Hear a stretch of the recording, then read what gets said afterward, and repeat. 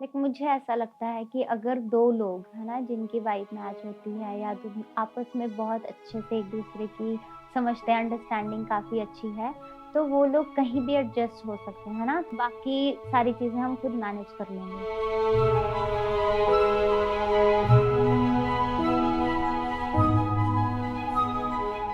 ऐसे ही बातें करते-करते जैसे स्टार्टिंग में शी वाज़ लाइक बहुत शाय काइंड ऑफ गर्ल।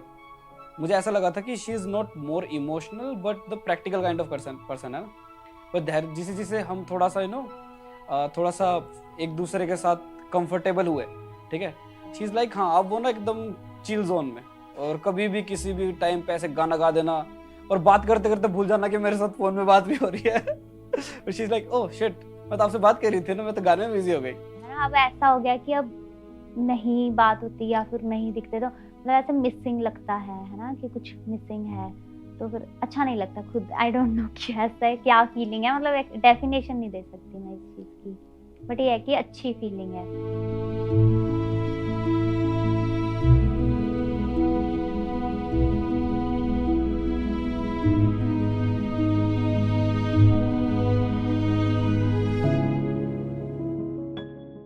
आपने रिजेक्ट किया था पहले? रिजेक्ट इन द सेंस मेरा ये था कि मैं बात नहीं, मतलब मैं इतना जल्दी ओपन अप नहीं हो पाती, है ना? तो मैं इतनी बात भी नहीं करती। तो मतलब ऐसे ही बोल सकते हो कि उनको ऐसा लगा था कि आई एम नॉट इंटरेस्टेड। मैं उतना रेडी नहीं थी, मतलब मुझे थोड़ा टाइम लगा था ये चीज़ एक्सेप्ट करने में।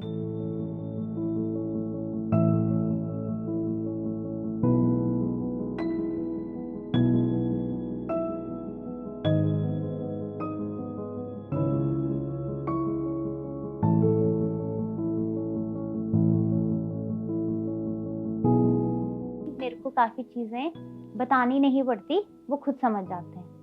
मतलब मेरे को ये चीज़ बहुत अच्छी लगती है कि जैसे कई बार ये होता है कि अंदर कुछ और होता है, मतलब मैं अच्छे से एक्सप्रेस नहीं कर सकती या फिर मेरा चॉइस ऑफ वर्ड्स इतना करेक्ट नहीं होता, बट वो उस चीज़ को वैसे ही मतलब ले लेते हैं जैसा मैं बोलना चाहती हूँ। वो बहुत kind of Bollywood loving kind of girl है, जिसको सारी चीज़ें ड्रीमी ड्रीमी चाहिए।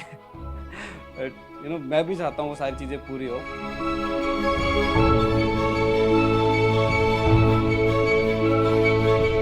तो मुझे ऐसा लगता है कि जो चीज़ मुझ में मिसिंग है ना? तो वो उनमें है, तो हम दोनों एक-दूसरे को उस पॉइंट ऑफ व्यू से बैलेंस आउट कर सकते हैं। पर्टिकुलरली हमारा ये रिलेशनशिप, राइट, ये प्यार में तब चेंज हुआ जब मुझे ये चीज़ फ़ील होने लगी कि she is actually happy with me.